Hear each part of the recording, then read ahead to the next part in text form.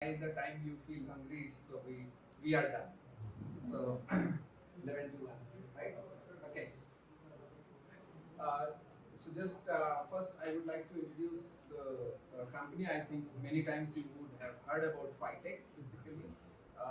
So to really understand our company, first you should understand the electronics domain, right? Like so now, when you say electronics domain, the first things which it starts is from your chip design, correct? So where and how do we design these chips? How do we design the chip?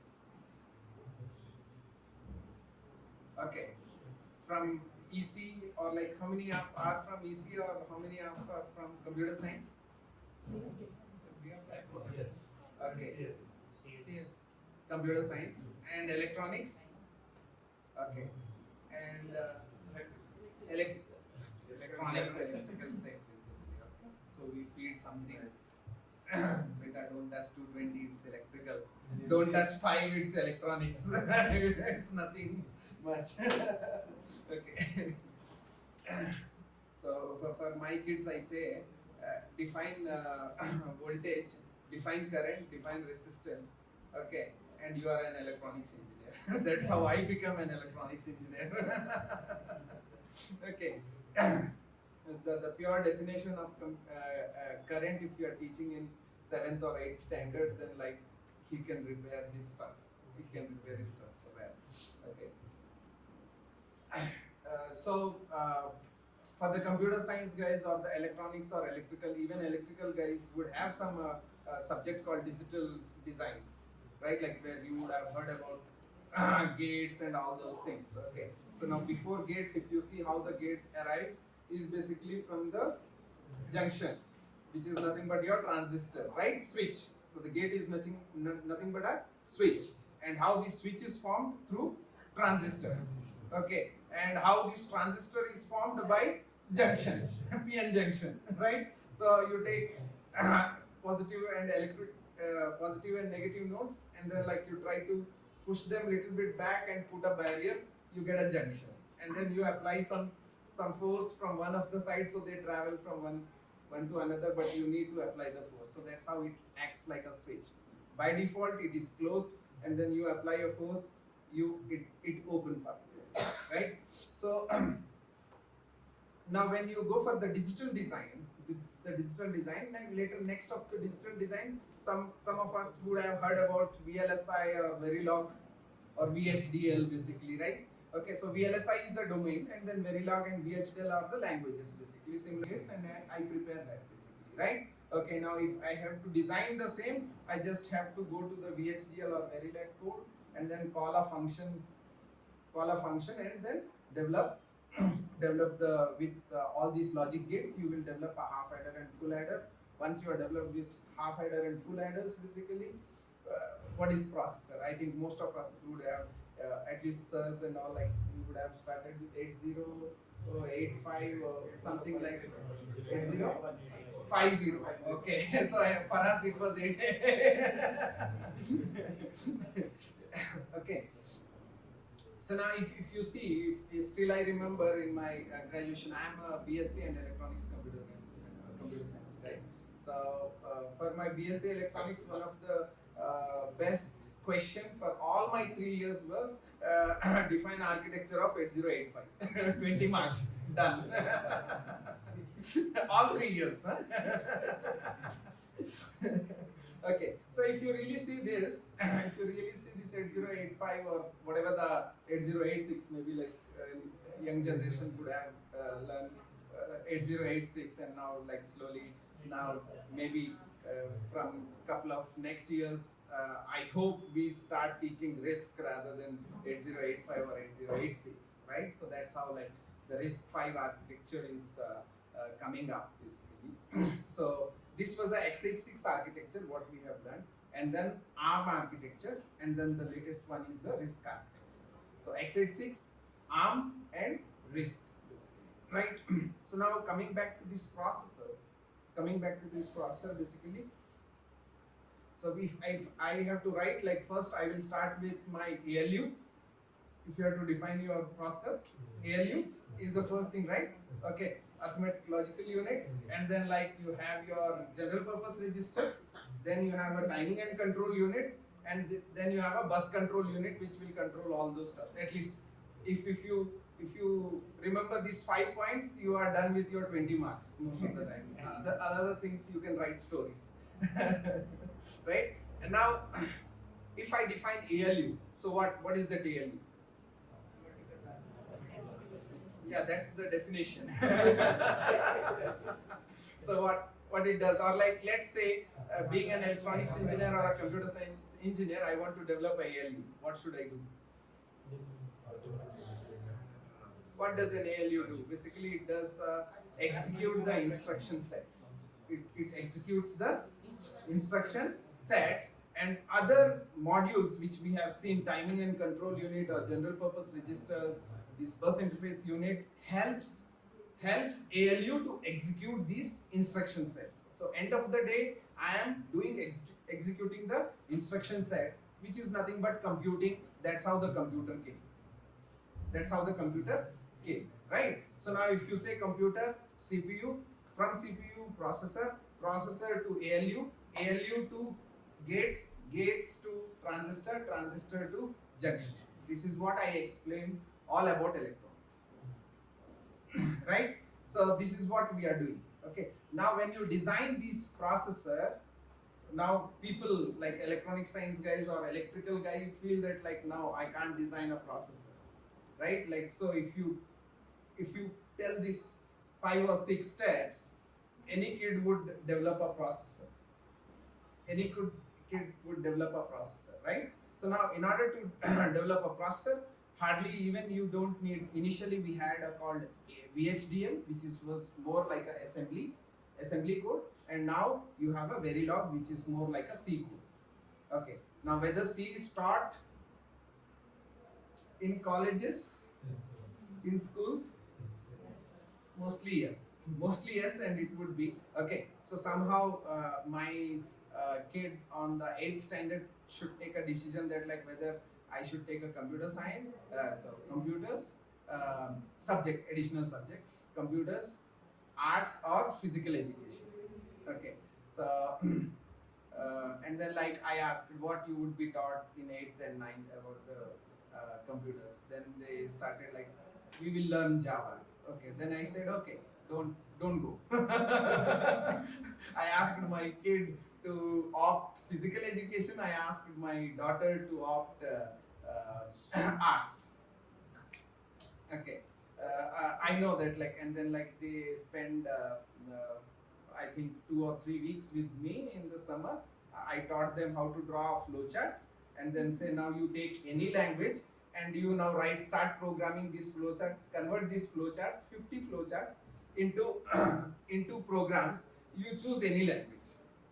Okay, better you start with C, then you go with Python, then you go Java or whatever the languages you want to learn. At least I learned the same way. I started my first programming in my class 5th, so that's how like.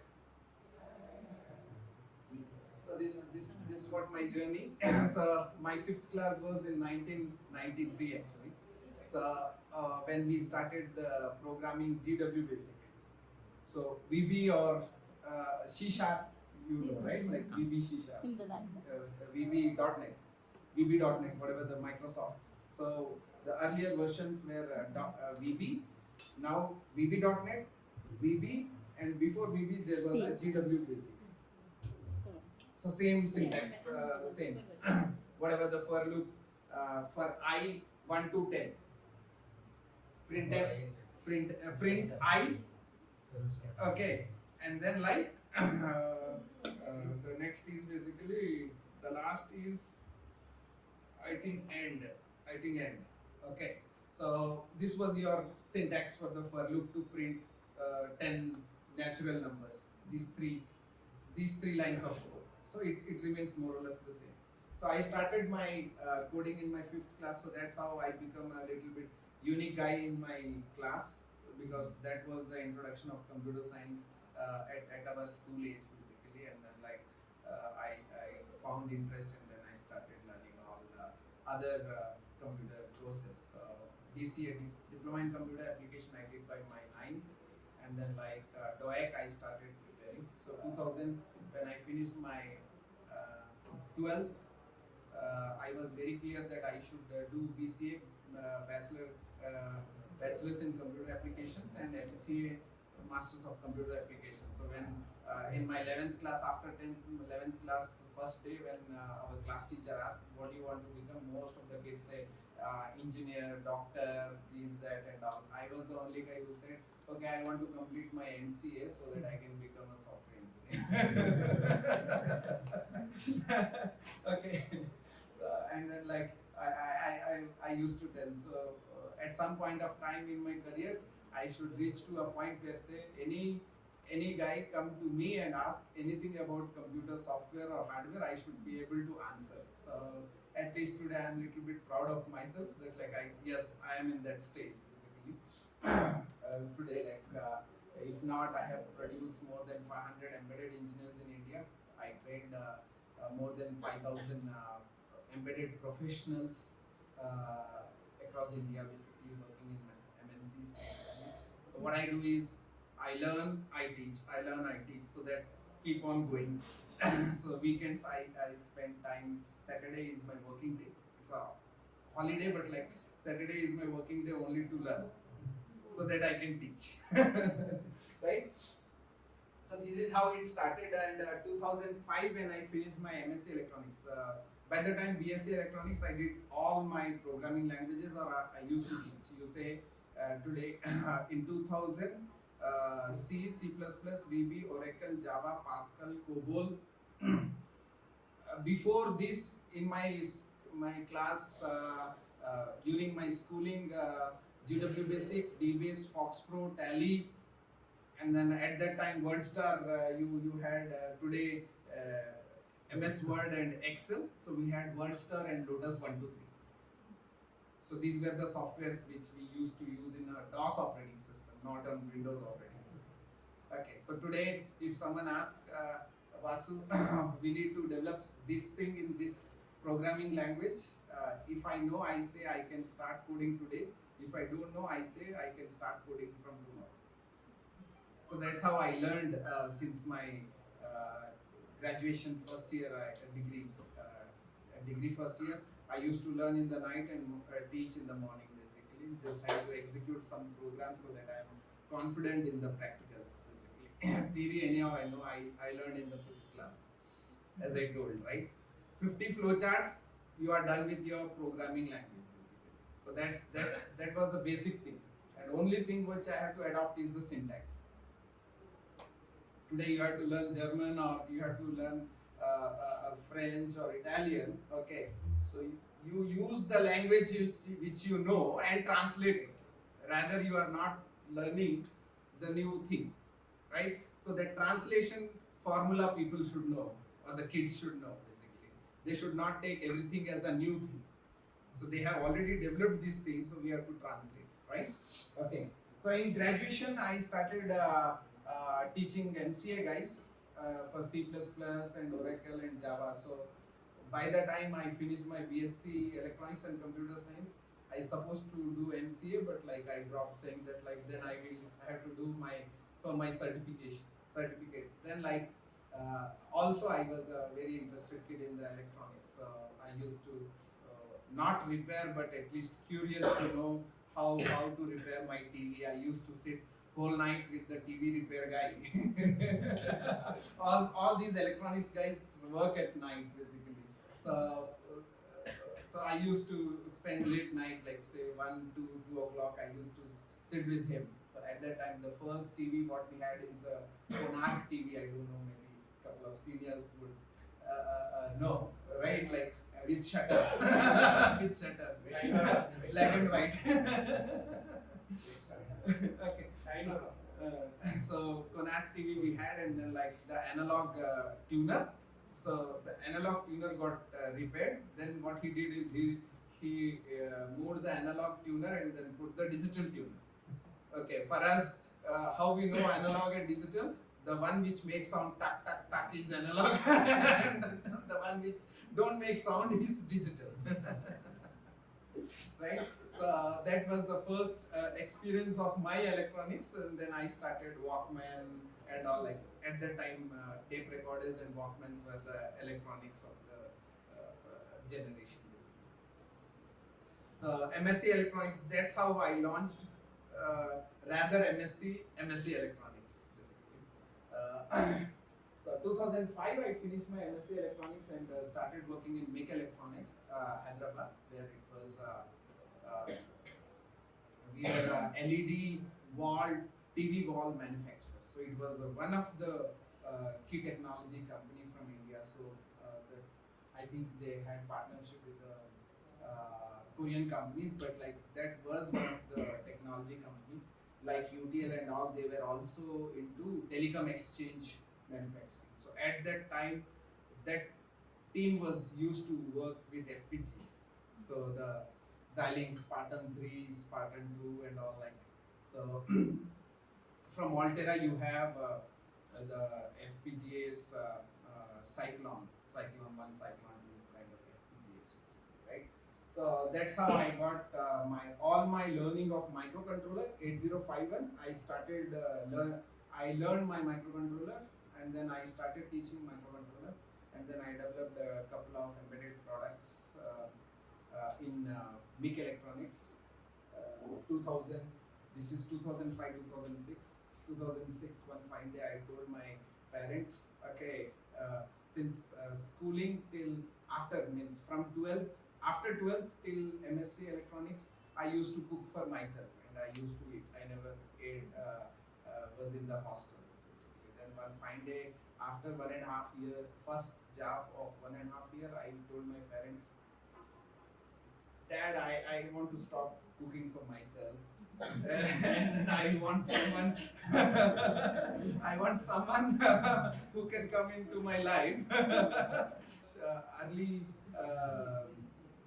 plans, I want my kids to be graduated and have their jobs by the time I touch my 50. So it was like around 25 years my kid should be. So I had to marry at like 25, 26. At that time I was 26. Okay, my parents said, yes, of course. you are the oldest kid in the family who is not married. Otherwise in our family it was like 22, 21, the worst case. So I was the first example for my family to get married to 2026 because I was continuing my studies. Even after my MSc Electronics, I didn't told at my home saying that like I'm working. I said my training is going on in the MIC Electronics, otherwise they will marry. Right? So this is during my MIC Electronics days when I developed the embedded microcontrollers, my hardwares. Then I thought of learning Linux. Okay. And at that point of time, if you want to buy a Linux hardware, you have to spend at least not less than 20,000 or 30,000-40,000 basically, right? And then my salary was 4,400 after PF, right? So then I said, okay, so let me see. So then what I got to know that the Linux routers which are used, okay, so those runs Linux. That means the routers, like the Linksys, I think this is Linksys, couple of, again, seniors would know Linksys. Okay, so these are the routers, and then like when I was learning for U-boot and Linux kernel through code, then I landed to something called OpenWRT. So OpenWRT is the Linux variant which goes into all your wireless routers. So most of the wireless routers, what you have, Wi-Fi routers or whatever, if at your college or at your home, they would run a Linux operating system called OpenWRT. So if you have notes, please make note of these keywords, couple of keywords, so that like you can pass it to your next guys, right? So OpenWRT, anyhow, those are in my slides also. I will just show you. Okay. So that's how I learned my U-boot and Linux. At that time, I paid from my 3 months. 3 months, I paid 1,500. Not 1,500. I think around 3 months from my salary to my roommates, saying that like I want to buy this from you guys. Okay, so I took this router and then like I used it for my Linux learning. So that's how I learned my Linux. So 2005, then I made my dream, saying that like the way I learned, basically probably I should provide for the same cost some platform in future where engineers can learn their Linux, basically, right? So then from MIG Electronics to Wipro I worked for Nokia and Qualcomm, and then I jumped to LG. I worked for LG in Korea for a year, basically. So that's the picture from South Korea of mine in 2007, 2007-8, basically. And when I came back to Bangalore, this was the first board which I developed with one of the partner called NGX. So they were developing ARM7 boards. So for them, like Linux was new. Then I said, okay, I can partner with you guys, and then I can develop. So this is the 2,700 rupees single board computer, like Raspberry Pi, what people know. 2009 is what when we developed and we produced. We sold it to the market. It was used in industrial applications which have 4 MB of 8 MB of RAM and 2 MB of flash. So the Linux was running in 2 MB of flash. So similar. For me, it was not new because, as I told, I learned my Linux on the routers, and the routers have 4 MB of RAM and then 2 MB of flash. So it was normal for me, but for the market, it was pretty new. It was pretty new to run a Linux on this small flash memory. So the processor was pretty much okay. So the processor was running at 233 megahertz, 8091R and 9200 by Acme. Right. Somehow, since I was not a hardware manufacturer, I was just a part of the team. I think we successfully run the business for 2 years for this board, and then like a lot of issues they had with the supply chain and all those things, and they decided to drop it. And 2012, I started. I merged my startup to a German company called Fitech. So Fitech is a 38 years old board manufacturing company. So the chip, as I told, the chip design in VLSI and all, and the chip manufacturing, design and manufacturing happened by semiconductor companies like TI, NXP, Qualcomm, Intel, AMD, right? So what today you can also say Amazon, Facebook, because they have money. So they hire the chip design engineers and they are developing their chips, NVIDIA and all. So 2012, we merged our startup to this Fitech. So Fitech is a board manufacturing company. So if you see the electronics, as I told, the processor design, then the chip design and manufacturing, basically, and the chip design and manufacturing, then you have where do you use these chips for product design, right? Okay, so now, how many new processors are we getting a year? This maybe like in last 4-5 years, how many new processors comes into the market?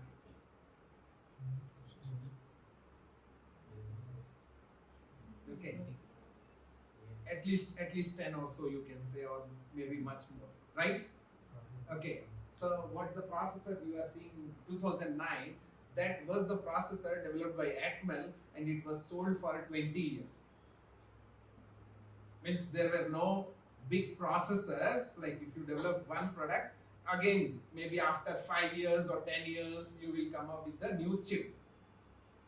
But today, because of your mobile and all, if you really see, every year you are getting a new chips in the same family.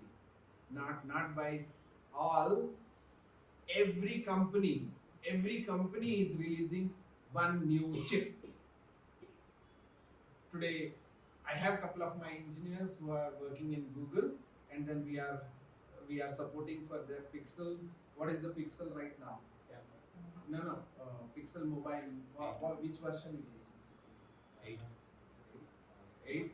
Okay. Yeah. So now our team is working on 9. Pixel 9 chip driver development, bring up and all in Google basically. Okay, so we outsource our resources. So we have been helping Amazon. Okay, so for all their IoT and robotics division for building the Linux. So whatever I learned in last 20 years, I produce all my engineers. So today we are 105. 2012 I merged my company startup to Phytech, and then this was a board company. Now the question is, if I want to develop my product using a chip, how long it will take? Okay, so typical timeline a decade before was 2 to 3 years. A decade before means 10 years before. If you now say it has gone to half, so that means you take this chip and you develop this whole board. You have 2-3 of iteration. Each iteration will not take, at least the first iteration would have taken 4 to 5 months or 6 months, and after that each iteration will take another 2 to 3 months. So if you really say, you will easily end up with 12 to 18 months. 12 to 18 months if you want to take a chip from the market and develop your product. Okay. So now, how many of us are still buying wheat and getting ready the wheat flour and preparing chapatis?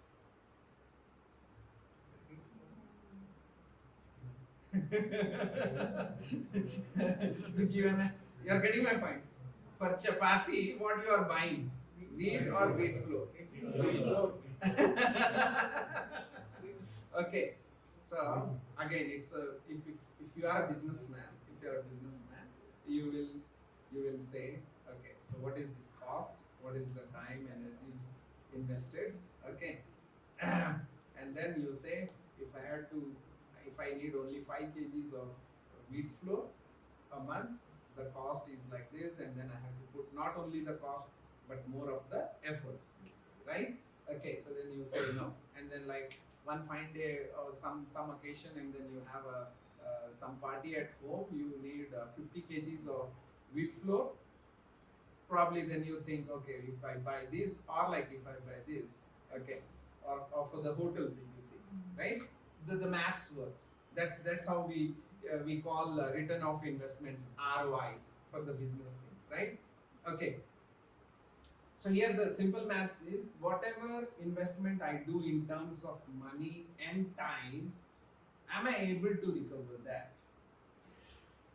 Right? So that's how you think of, right? So now if I spend 1 year on the new chip, and I launched my product after 2 to 3 years, and by the time there is another chip has came which is much more, so where my product design will go, right? So that's how now the things are shifting from, now earlier there was only a chip company and there was a product company.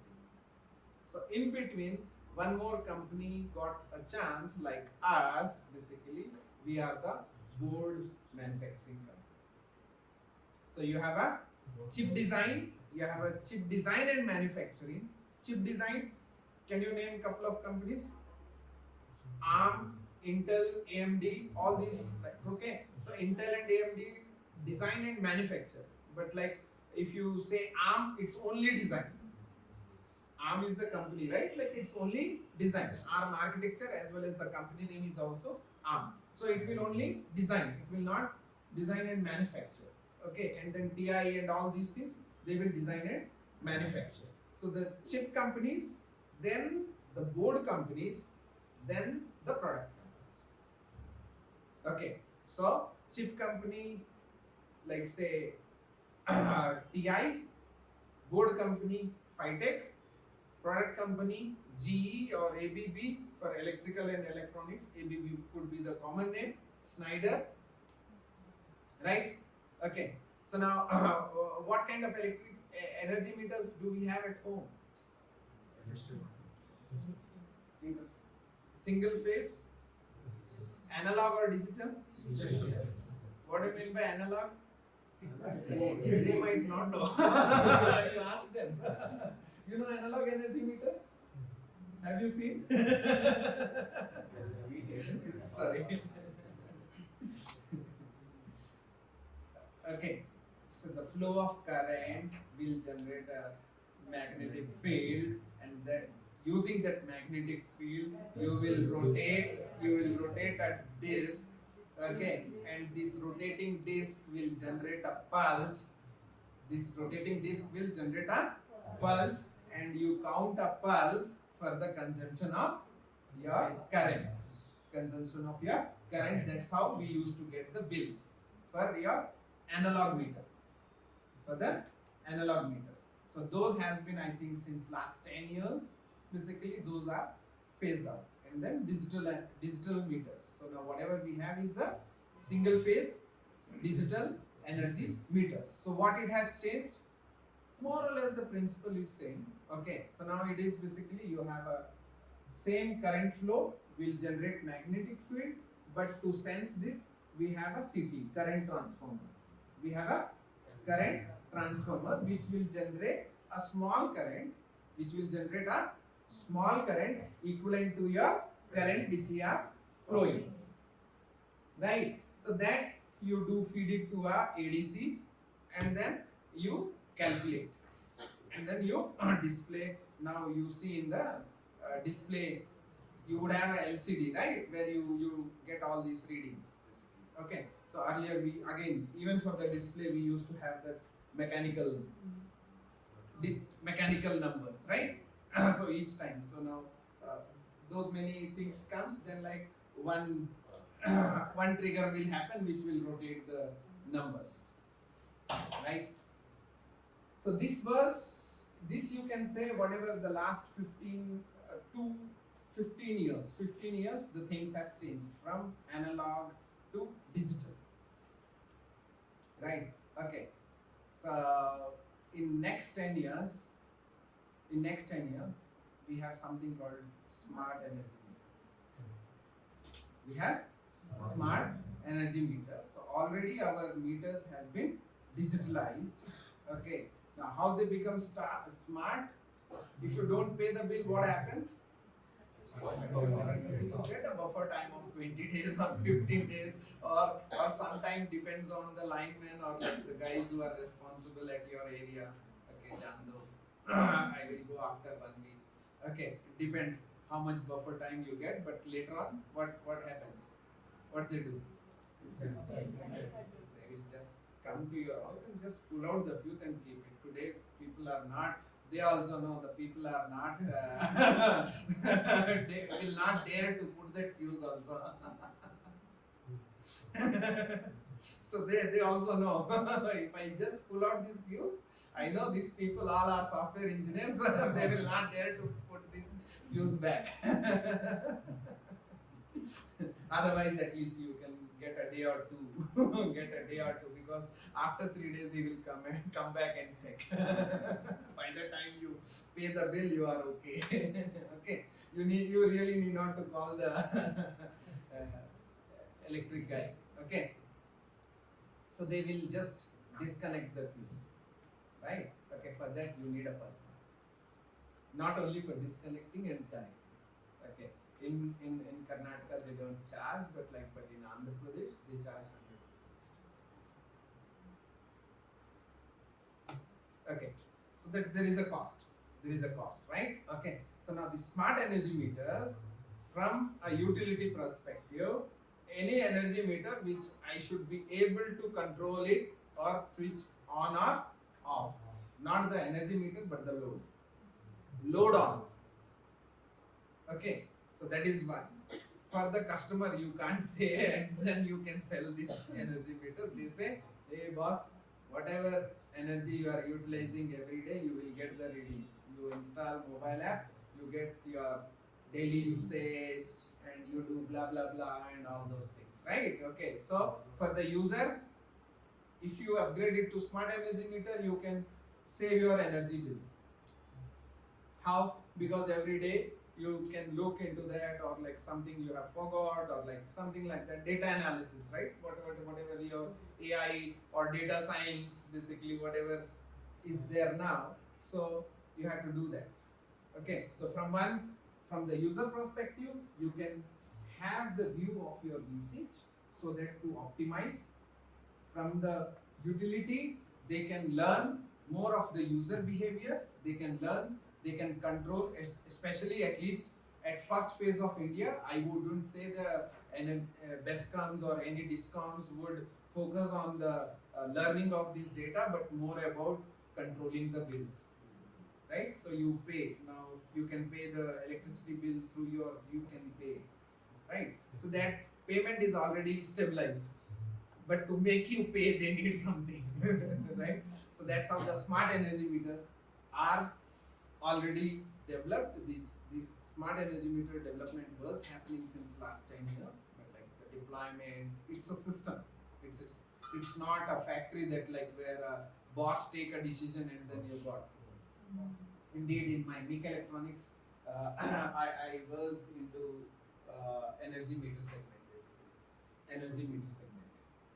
So where we used to have a handheld computers. Now also I think you get the person carries a handheld this. Nowadays they are carrying this Verifone or Indigenigo, basically.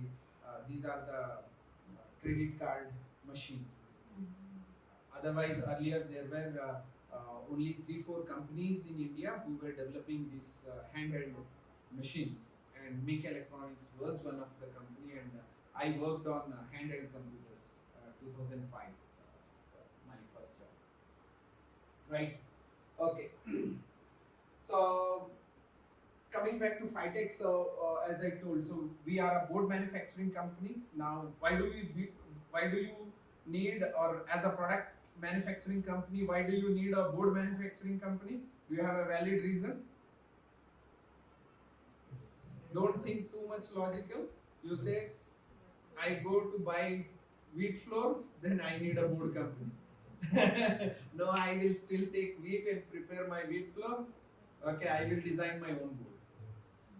I will design my own board, right? So that's the simple logic. Okay, and then like when your quantities are very much high, like say automotive or like the home appliances, the quantities are very high. At that time, you can't.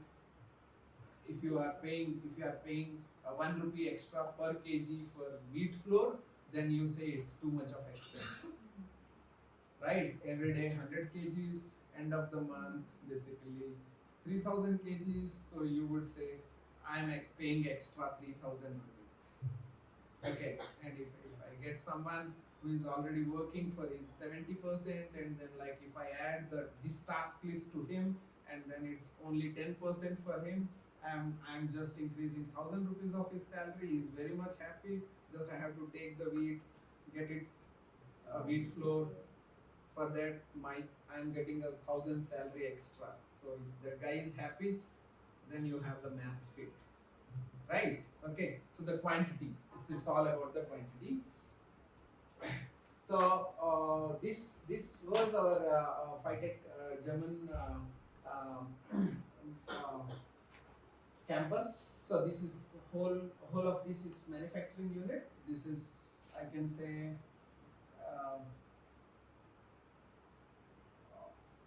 one of these would have been it's the complete land is of 3 acres basically. So I think around 2 acres we have 1 acre and 1 acre basically. So now I think it's this is 10,000 square feet. 10,000 square feet. So 40,000 square feet is 1 acre, something like that. Right? Okay. So 4 times of this building, one of this, where we have 7 SMT lines. So whatever these, whatever the system on modules you would see,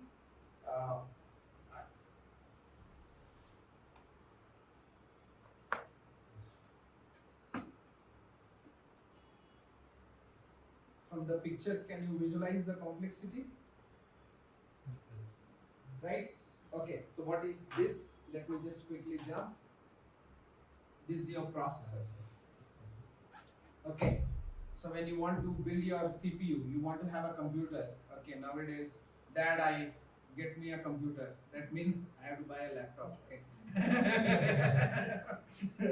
Okay, so for us, basically, if I need to buy a computer, I will go to a shop and then like I will buy a motherboard. Then after buying a motherboard, what you buy? The processor, right? i5 or i3 or i7. Okay, so for our days it was like Pentium 3 or Pentium 4 or Pentium 5, or like little bit seniors, they have like 286. At least I started with 286 repairing in 2000 basically. So that's how. So you select the processor, right? So you select the processor, and after buying a processor, what is the next device you buy? RAM, right? So these are the two chips which have the RAM. Okay, and then RAM is memory basically, and then hard disk, right? Flash. So this is your flash memory, 64 GB. Okay, these two RAMs together give 2 GB of RAM. Okay, then what do you buy? You bought motherboard, you bought processor, you bought RAM, you bought hard disk, and you put all together in a cabin. Actually, the actual part of the cabin is your power supply, SMPS, right? So you have a processor, RAM, hard disk, and SMPS. These are the functional components. To put all these together, you need a motherboard, right? Okay, so you have your processor, you have your RAM, you have your flash memory equivalent to your hard disk storage, you have your SMPS, which takes 3 volts or 5 volts and it generates 1 volt, it generates 0.8 volts, it generates 3.3 volts for these chips. These all are low power chips, right? These all are low power chips. So how can I say low power? What they do is, in the chip again you have a power domains. In the chip you have a power domains, and these many different powers you need. For our, like say, if some of you guys have developed the 8051 board, what we do? We take a power adapter of 12 volts and then we say LM7805. Okay, connect the 12 volts, get the 5 volts, connect it to VCC ground, you are up and running, you put a clock, right? VCC ground, crystal, you are ready with your system. You put the LED or LCD and you start developing the embedded system. But here, now these are a very high-end processor, but at the same time very low power processors. So for that you need multiples of voltages, not only voltages but also current. That means you need to give a 3.3 and you have to generate 0.8 volts, 1 and 1.2, 2.3, 3.3.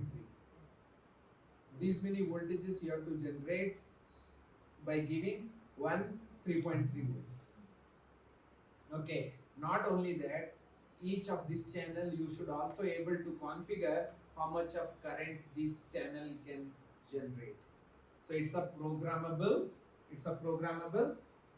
chip which will generate multiple voltages with multiple currents, okay, as per your program. Okay, so this chip we call it as a PMIC, Power Management IC. So what all things we had? We had processor, we have RAM, we have flash, we have PMIC. Right? So now when we put all these things, you get your CPU. Now can I run a Linux operating system on it? Right? Now you have everything. It's like all of the system, right? So now this module is called system on module. System on module. In this, if you see the small center one, if you see, this is your system on module. This chip. And then this, now for this, if you want to like say put it in some application, right? Like say now you want to develop a driver display unit for railway, or you want to onboard computer for your buses basically, or if you want to put develop a car infotainment for your car, okay, or in the industrial you want to develop a PLC, you need a lot of other devices, lot of other sensors, right? Like if I want to build a mobile, I need a lot of other like say sensors or display unit, connectors, IOs and all, right? So those all things you bring it apart from this. So this is the common one, and now you can build any kind of single board computer, system on module and single board, system on module and single board computer. Okay, so again to make you a little bit with wheat flour, what kind of chapatis you can prepare when you go to hotel? What do you order?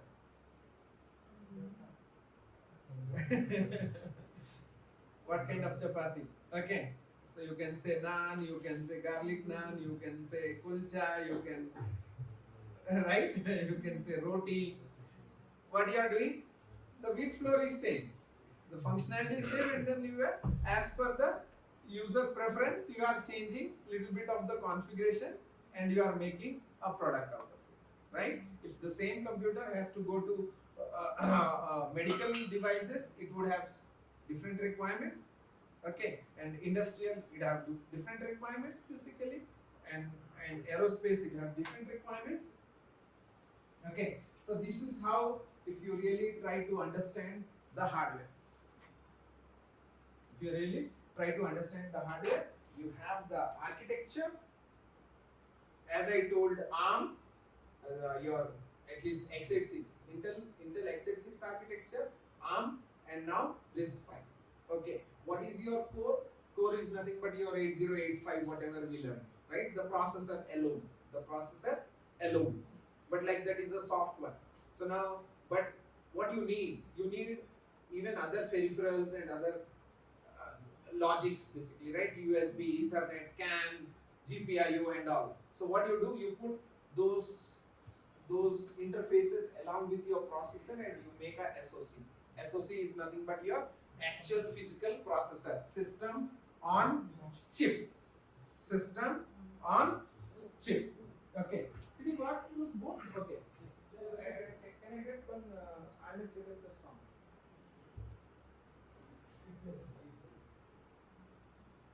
Okay. So system on chip. Okay. And then you have system on module. System on module. Okay. We have less. I need already at least each line one. Just one. So whatever we are discussing. Yeah, you can do this. Okay. System on module. System on module. So system on chip. You took the processor and you added another few more VLSI designs, interfaces, right? When we say industrial, in industrial you need Ethernet, you need a USB, you need CAN. In your automotive, you need a CAN interface. So these are not part of processor. These are not part of processor.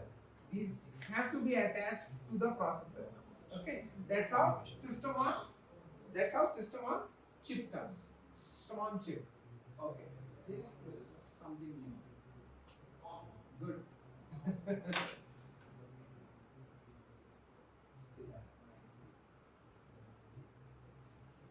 Okay, so system on module. So system on module, how you get a system on module from a system on chip? You take the processor, you take the RAM, flash, PMIC, put it on a single PCB. Okay, so that you can run a Linux operating system on this module. Okay, and what is the advantage?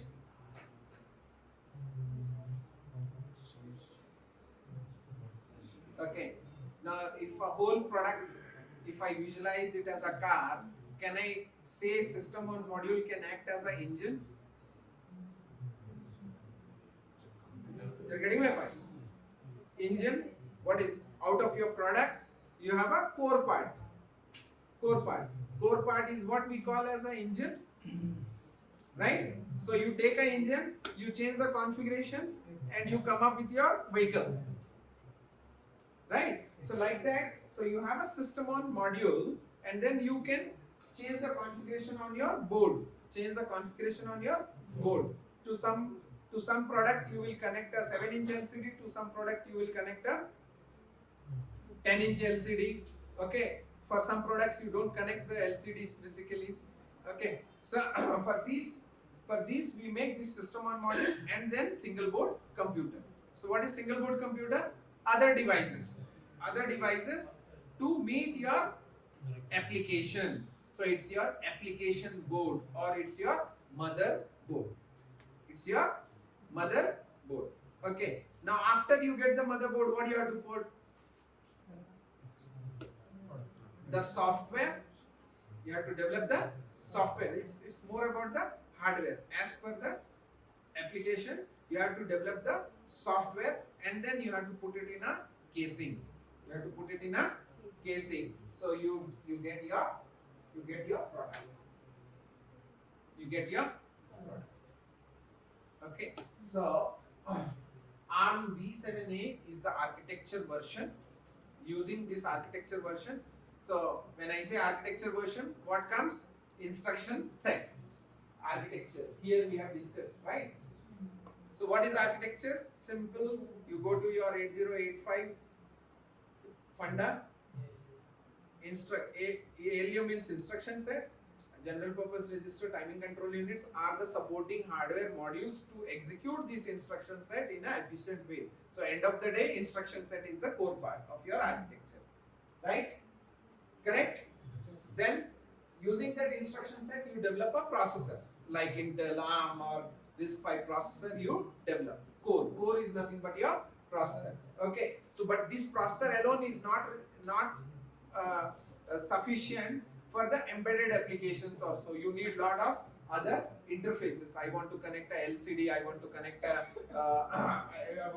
a display or a speaker, audio, whatever the kind. Like if you really open up to see some video just to understand what are the things available in your phone, what kind of sensors are available, what kind of actuators are available. Okay, so when you are touching the screen, okay, touch screen is there. Apart from touch screen, anything else which is working? How do you come to know you have clicked some app? Some sense, right? Like touch sense. What is that sense? LCD. Okay, so that is your input. Touch is your input. But are you getting a feedback? How you are getting a feedback?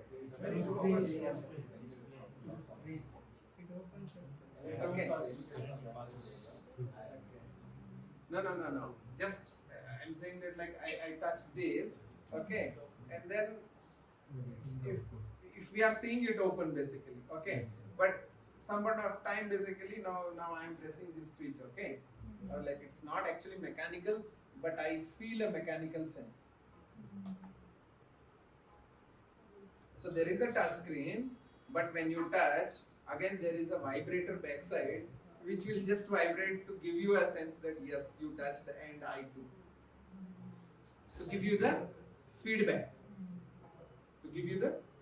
Right? So now if your mobile is off, if you press, even if you are pressing, you don't understand that like it is pressing because that vibrator is not generating your feedback. Feedback sensing is what I am saying. Right? Okay. So just try to maybe like one request from my side. Whatever we discussed, you can take a mobile as a you go to YouTube and just say dismantling a smartphone, you get a lot of videos. You need not to dismantle your phone, okay?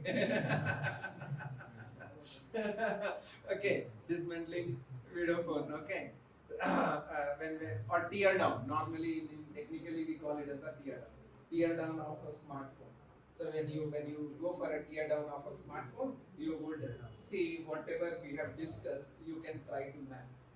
You can try to map. Yes, today morning we have discussed. We have discussed all these things in architecture of concepts.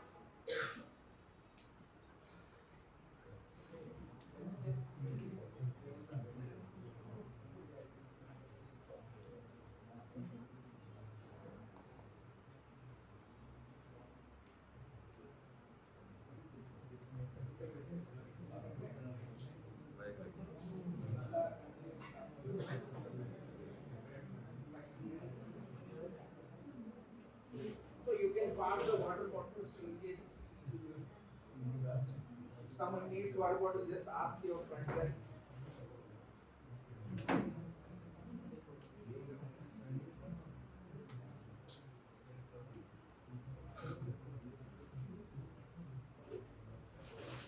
To look into more technical, so sit here, sit there. A lot of people are there who can pass to you.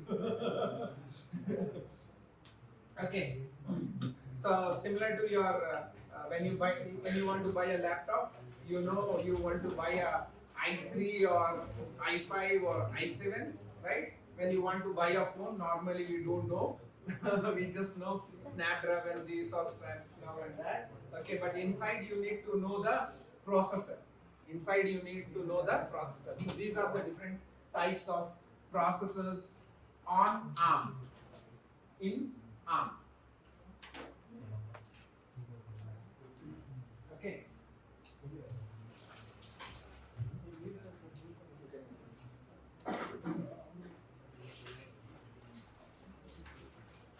So if you see, these are the ARM processors which are used for small products, microcontrollers. Okay. So microcontroller in terms of your, you go to a left and you press a button. There is no display, only what you are doing, what you are getting, you get a light around the button, right? And you go to that floor. So there should be some small embedded processor which is doing these all jobs, right? Okay, so very small hardware or small microprocessors which you can buy for 50 rupees. Can you buy a processor for 50 rupees?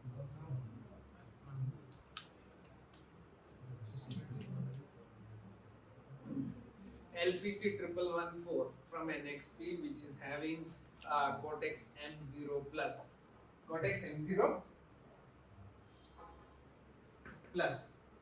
So there might be not less than 20 microprocessors which cost less than 50 rupees are there in your car. But we don't know.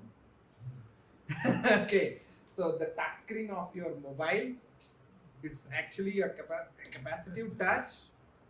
Okay, but after this layer is just a sensor part.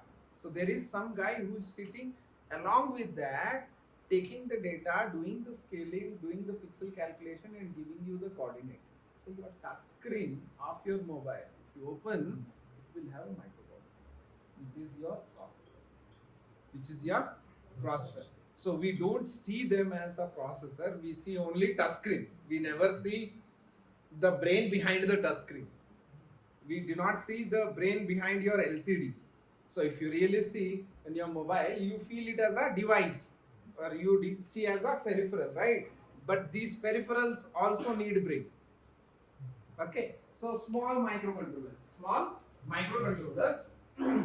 are there. So this is the processor, these are the microprocessors. So I just need, as I told, right, any I have my electronic brush, right? Like, so now in India you can buy it for 600 rupees or so. Okay. Out of that 600 rupees, if you ask me, 100 100 or 150 rupees is for the battery, rechargeable battery. Okay, okay. And the microcontroller within that, which is responsible to drive the motor, responsible to control the battery charging, and responsible to give you the charging status, that like your battery is full or your battery is half or empty kind of stuff, right? So your toothbrush, electronic toothbrush would have a microcontroller, right? So you need those processors at a very low cost, and what they do only a specific task. They do only a specific task. Okay. So when you are using your car key, is there any processor in your car key? Okay. Now can you visualize, sir? Can we buy processor for 50 rupees? Processor is in your car key. Okay. Normally we don't decode it to that level, right? Okay. So these are the embedded cores. We call it as a microcontrollers. We call them as a microcontroller. Cortex M series. Cortex M series. So this can run at a very low power. So your sensors, all your IoT sensors. So you need, the sensor would be some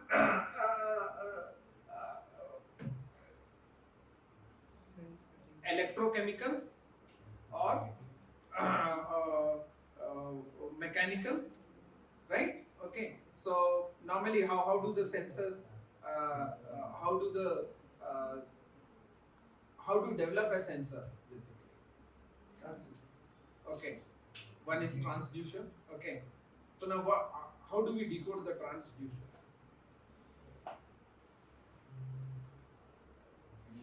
Take a simplest example, moisture sensor of a soil. Moisture sensor of a soil. So we have 2 electrodes or 3 electrodes, right? And then you sense some parameters of the soil. Okay. So how do we design this sensor? Or like, what is the basic principle? Resistance between the two terminals. Okay. For any sensor, can I say like this? Due to external environment or due to the surrounding environment, I change some of my physical or chemical properties. Physical or chemical properties within a substance. Within a substance, I am using it as a sensor. Right? Okay. So even if you say pulse oximeter, now I think many of the new generation guys at least would have a helmet, right? Where they say, okay, how many steps I have walked. Okay, so which pulse oximeter, right? Pulse oximeter, what it does? Again, it induces a wavelength, a light, and it is reflected and it is sensed. So actually in pulse oximeter sensor you have a transmitter and you have a receiver. It is on a V shape. Okay, and then when it travel back, basically depending on the red blood cells and white blood cells, whatever your oxygen level, depending on your oxygen level, the number of blood cells will be counted basically. So you get, depending on this will deviate your transmitted wavelength. This will deviate your transmitted wavelength by reading it. Again, I am doing this. So if you take any sensor, like your a moisture sensor or your temperature sensor or humidity sensor, some of the property is getting changes within a substance. But and this property, what we do as a electronics guys, whether it is a chemical, whether it is a heat, whether it is anything, we try to see that like we induce some voltage. We induce some voltage and we see the shift of the voltage. We see the shift of the voltage. So the behavior, that means you send something and how you are getting this guy. And then what you do, for the good guy how it is, for the bad guy how it is, for the mid bad guy how it is. Okay, you start drawing the graph.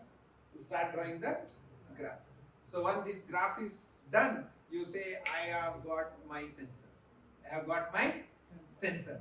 But inducing this current, voltage and current, taking it back, calculating, now running this algorithm of the graph, you need some brain. Your metal will not do. Metal or your chemical will not do. You're getting my point? Okay. So you need a small brain. So this digital circuit, or earlier these were more analog circuits. Earlier these were more analog circuits, like your op amps, right? So to induce the current, and then like after once you read the current, you amplify it and you do the things. Okay. So you need a digital brain, and along with these materials. So when we add these behavioral substances or component and a processing unit and package them together, we get MEMS. We get MEMS. Your electromechanical or your all your digital sensors right now, what you see. I think similar to this, we have an IoT kit where we have more than 7 to 8 sensors. So these also have a proximity sensor and temperature sensor. So you can see this small chip. Yeah. So this you can use it on your supermarkets or so to display the product name and to display the if you eat one packet of Maggi, you get this many calories, and then you no need to take your lunch. Right? Okay. So this would be a digital thing. So today what you see is only the product, and many times you also don't get the product expiry date. Can the supermarkets display what would be the expiry date of a batch at least? Because most of the time they get the box, right? So if I have got this box, this whole box is produced same day, right? It would have a manufacturing, and if I'm keeping in a supermarket, basically, okay. Obviously, why should I take this bottle and then like I search? Okay, after 42, I got these specs. Okay, now without specs again, it would be difficult for me to read the date. Okay, now can't supermarket can display?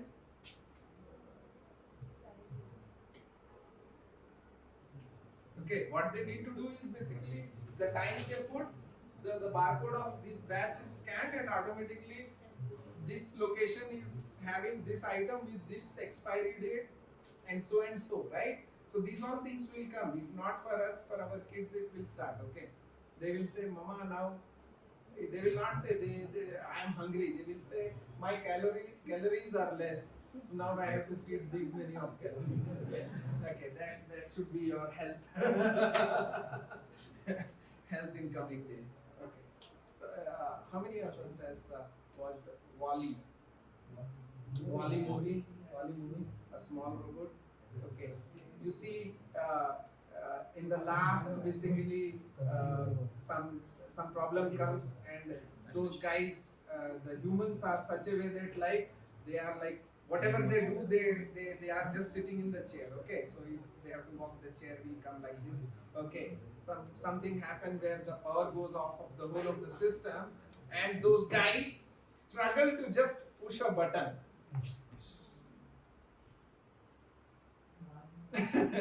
In the Wall-E movie, last scene, if you really see where the whole of the ship got some problem, then like this would be, right? Okay, so those are the futures, okay? Good or bad, those are the futures. Okay. So these are the small computers, these are the small processors which can be used for a very specific task today in modern days. Earlier we used to develop whole of this. Now also, basically, many of the small products uses this microcontroller. Now, if you say Sure. this have one computer, right? This have one computer. Okay. So same this companion have another computer. The mouse pointer, right? The mouse pointer and the mouse dongle, mouse pointer dongle. Okay. The second is these are the processors which goes in your mobile phones, smartphones.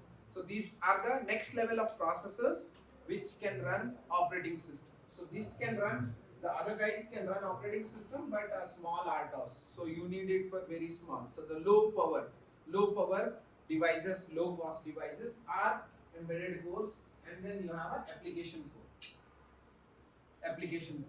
right? So these are the processes like ARM9 and ARM11 was the legacy cores, and then like Cortex A5, A7, A8, A9, A15, A17, A35, A53, A55, A72.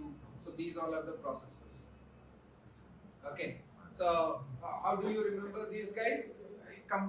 Now compare these guys, or like correlate these guys with your P1, P2, P3, P4, P5, after P5, I3, I5, I7. I don't know after I7 things has came or not. Okay, you can correlate this for the embedded electronics or the sensing parts and all those things, right? Okay.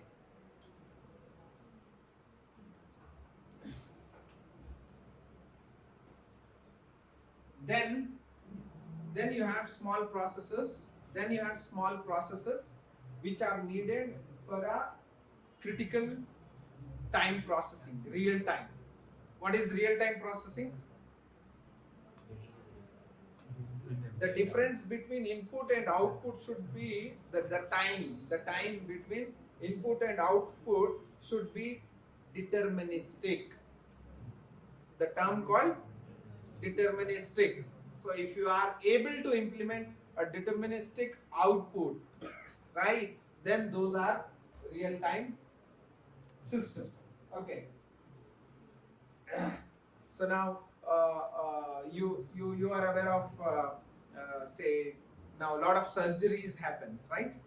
Okay. And then like there is a company called Apasami, Indian company, who are into lenses, and then eye operation equipments. So now when operations happens, basically you have to put a liquid so that like it dilutes, basically that is done by machines, quadratic machine or something like that, basically. Okay, this we supported them in 2014 to develop. Okay, so so now to inject this liquid, they had some quantity, right? And they have to open up a valve, or they have to close a valve. So this should be so precision for any medical, not only for this, for any medical, right? For any right? Okay. So those kind of critical things in your cars, right? When your airbag should open up. When your airbag should open up. So you need the processors who can respond deterministically.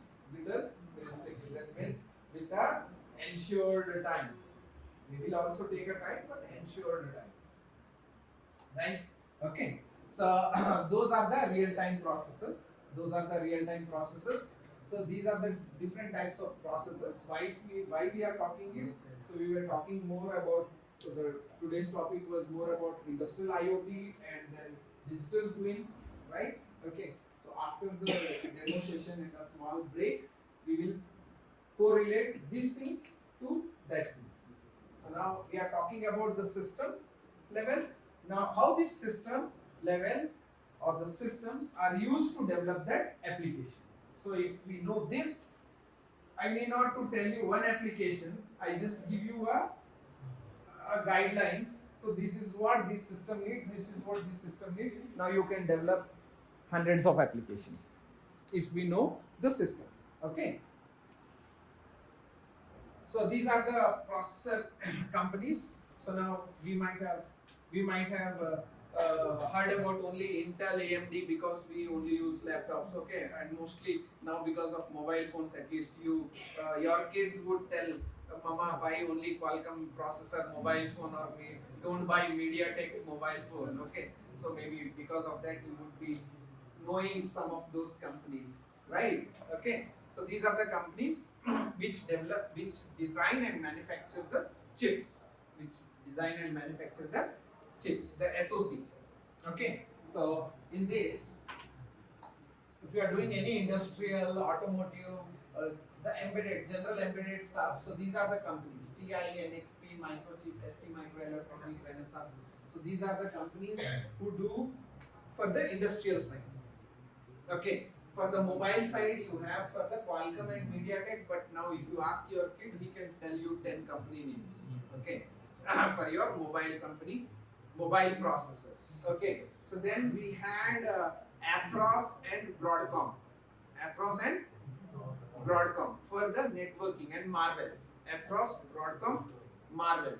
So these are the companies who develop processors for the networking equipment. So if you open up any of your router, any of your networking switch or so, you would get networking processors, right? Okay, and then there is a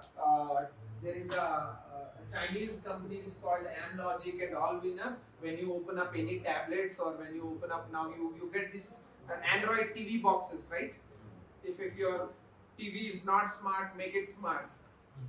Okay, or like you have this Amazon Fire Stick, something like that, right? So those mostly uses these Chinese chips because of low cost, very low cost, very high power. Okay, so we have a general embedded chips, we have a mobile chips, and then we have a TV chip, the tablet chips, and then we have networking chips. So different companies develop. So that you should know tomorrow, because as a faculty, is basically whenever some student is developing some automotive application or some agriculture application or some health band basically, so you should be able to help them. They will ask, sir, there are so many chip companies, which chip to use. Okay, for learning he can use any chip. Okay, but if he want to be really, like, if his design has to be directly taken from the industry and take it to the production, like if you are a research guy, if you are a PhD guy, you should choose the specific chips for the specific purpose, right? Okay, so now you can't take a TV chip or a mobile phone chip to develop your aerospace application. So you should always select industrial grade. Okay, so these are the chips. On the other side, these are the chip names. On the other side, this is the chip names. So those are the chip manufacturers. Those are the chip names. So after chip, after SoC, SOM. You know Phytech as a SOM manufacturing. SBC, the motherboard for your product. Right? Okay. So this we will discuss. So these could be the different products. So after break we will discuss about your digital twin applications.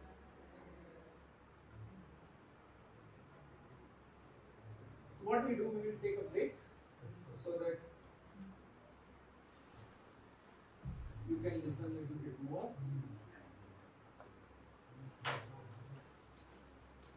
Okay, so some cool demos are available. Okay, so one thing which I wanted to, before you go to the demo, maybe give me 5 minutes. Okay. So as I told, Phytech is a 40 years old company. Basically, during these 40 years, we have came across different types of embedded products. Basically, now if you ask as an industry expert, if you ask, sir, can you help me to distinguish some of the electronics products in some categories? okay, then I would say the best to teach the students is the generations of embedded products. So if you would have asked the electronics products 30 years, 40 years back, they were basically, right? With small microcontrollers, whatever I do, right? Anybody have used 1 rupee coin box? Yes, sir. Okay, so I developed 1 rupee coin box in 2005. 2005. Okay, so it's okay. So, so those were System 1.2 kind of applications. System 1.2 applications are more like microcontrollers with small code. That means you are buying your what remote controlled fan for 1,000 rupees, okay? But you know how much they are paying to the electronics guys? Hardly they will be buying 150 rupees for the electronics, smart electronics, which is getting added to your fan. The remote and then the okay, but yes, there is a advancement in the motor. Right? So, so system 1.0 is the microcontroller which goes into this, the microcontroller which goes into your fan, the microcontroller which goes into your bulb. There is right. So that is system 1.0. System 2.0. So like, so the best example what I could say is your wristband. What it is doing, it just sends number of steps what you have taken. That is nothing by pulse oximeter. Basically, I can calculate number of steps and then it will send it to your mobile, and then mobile can send it to the cloud, and then like blah blah blah after a lot of reports, right? Okay, so that's called Codex M4 with a small BLE communication. This purpose can be done, and then it only displays. So it have a limited code, but sometimes you need more applications to run on the system. So you want to make this system little bit big, right? Smartwatch, wristband versus smartwatch. So what we can do now in smartwatch? You can check a mail, you can receive calls, you can put a calendar, you can, right? Okay. So even you can see the pics, photo galleries. Okay, can't take the pic, but I think it will be there. Okay, in some smartwatches you can also take the pics maybe. Okay. So for this, if you really see, if I take a microcontroller and do all these operations, it will be difficult because a lot of software I have to run. So if I take an operating system and I say I need a database, I need a mail software, I need all these things. So this software is forcing you to have an operating system, right? For that you need a next level of processor. System 2.0. System 2.0, which the system which have a MPU. So earlier you had a MCU, microcontroller. Now you have microprocessor. Okay. So the microprocessor will run a operating system, and then you can easily develop an application. The software engineer will just write Python code of 15 lines and he will say, "Sir, now I can detect you when you come to my home." Right? So nowadays computer science guys have to write only 15 lines of code. Okay. So but for that you need the operating system and lot of libraries. So that's how your system 2.0. What could be the example of system 2.0? Your mobile phone, your wireless routers, your cars, all these are system 2.0. Your Alexa, where you are developing, you are expecting an operating system in some softwares, right? Okay. And coming to system 3.0, this would be our next generations, as I told, right? Okay. Now if I want to detect a face, I can do my face detection within the software algorithm. But to buy this software algorithm, you have to pay a huge, right? Okay. And then like how much time it needs to match this, right? To do this data processing, AIML. How your artificial intelligence is coming. Artificial intelligence is coming is nothing but now the human brain, you have a lot of stuffs. Now you can identify animals, you can identify apples, you can identify these. Now what people are doing, as a data scientist or as a artificial intelligence scientist. Basically, now they are picking one subject. Now, how a human detects it as a cat or dog or horse. So okay, so now I am trying to recalculate or analyze how my brain is doing that. Okay, now that data analysis I am doing and creating a model and creating a model. So since childhood, I had, because of my experience, I built a small model and it is stored somewhere in my mind, saying that like if these are the properties, this is the behavior, this is an animal, and within this animal, these are the properties. How I am categorizing it as a distinguish it as a cat or a dog or elephant, right? So these are the models. So now you want to run these models. I can do it in a software, but it will take huge time. Okay. Now what I can do is basically, okay. So now if your kids are asking you to buy a computer, and then like what they say, you tell some computer, but then they will say, पापा graphic processor है ना नहीं तो मत लेना कोई काम का नहीं है मेरा or I cannot use it 50%. That 50% of your task of GPU is to run 3D games, right? So what do you mean by that? GPU. So you have a monitor, you told an object to render, but a 3D game renders the image so fast, so those effects and the data which has to be produced, those many numbers of pixels which has to be produced will be too slow if it is done in software. So that's why you have a dedicated processor which is meant for only graphics. So that's why you call it as a GPU, graphic processing unit, right? Okay, similar to that you have a NPU, neural processing unit, TPU, tensor processing unit, VPU, visual processing unit. So these are the additional processor along with your normal processor to do the job. So in your computer still you have i7 plus graphic card.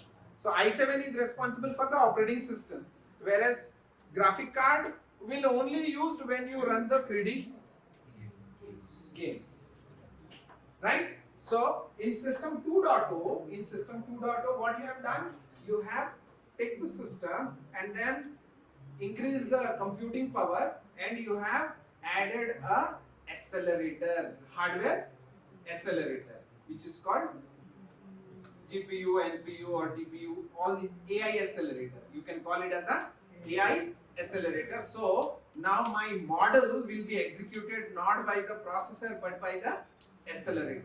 So this is how your artificial intelligence is working. Okay. So system 3.0. So tomorrow when you are having a AI watch, that's what I said. Your kid will not ask that I am hungry. He will say, okay, my calories are now 40% only. I need to refill it to become 80. That's how. So, and he's not calculating. Someone is calculating on his body. Right? Okay. You went for a jogging. Yesterday you had a hard time. Okay. So the AI watch will say, don't jog. You are not fit for a jog today.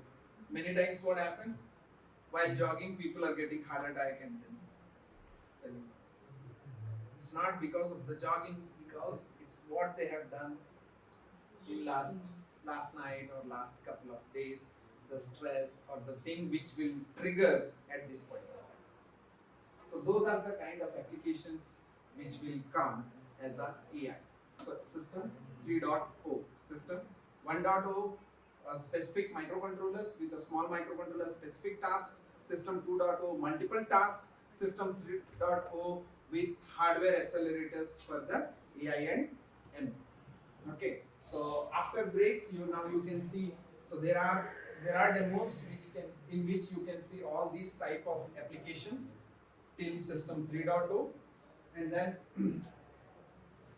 after the break we will discuss for a short time till you are ready for the lunch, okay, and then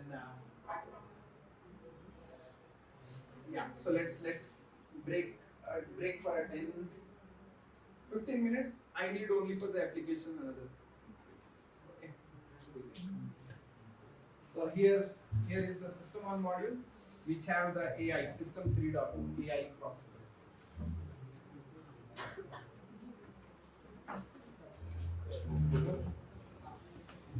Maybe I think spread 50% because I feel like it will be crowded. So half of you guys can go, and if some people have questions, we can discuss now.